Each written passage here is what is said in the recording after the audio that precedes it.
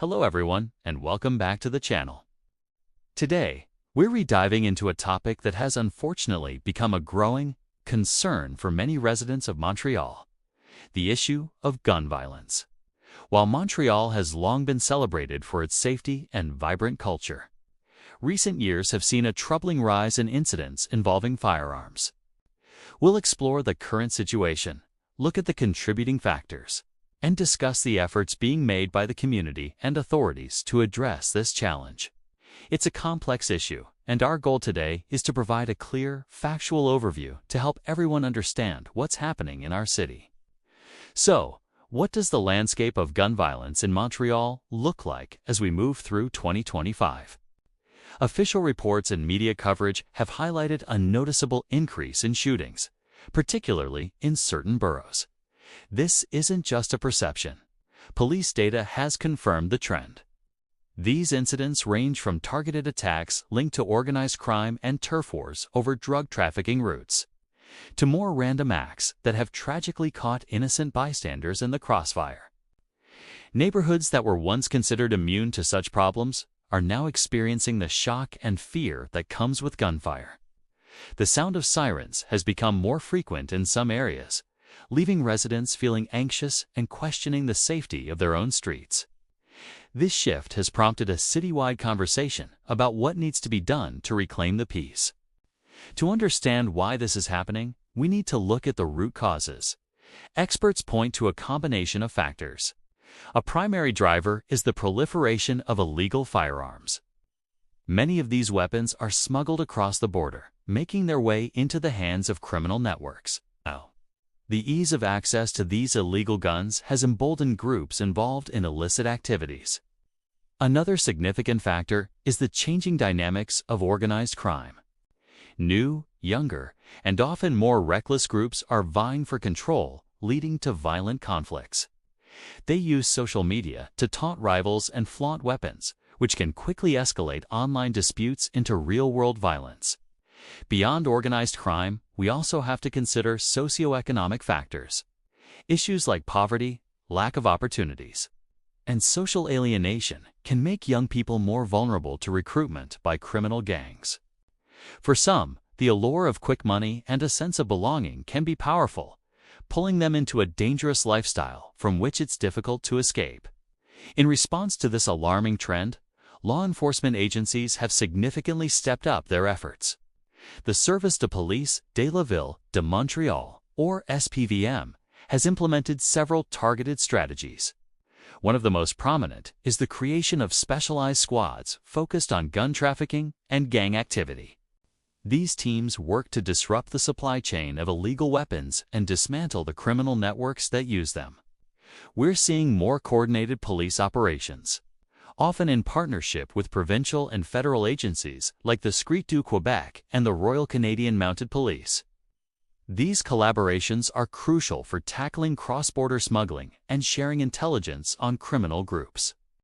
Police have also increased their visible presence in hotspots, conducting more patrols to deter crime and reassure the public. While these enforcement actions are vital, authorities acknowledge that policing alone is not the solution.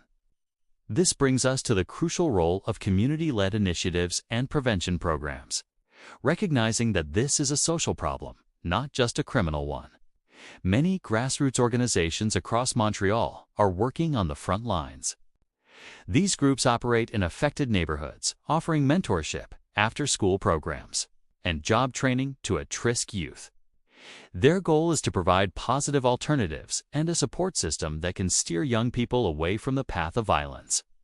They work to build trust within the community, creating safe spaces where individuals can seek help without fear.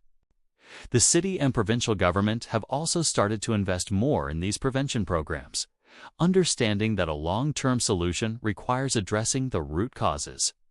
By empowering communities and investing in youth, the hope is to break the cycle of violence before it begins.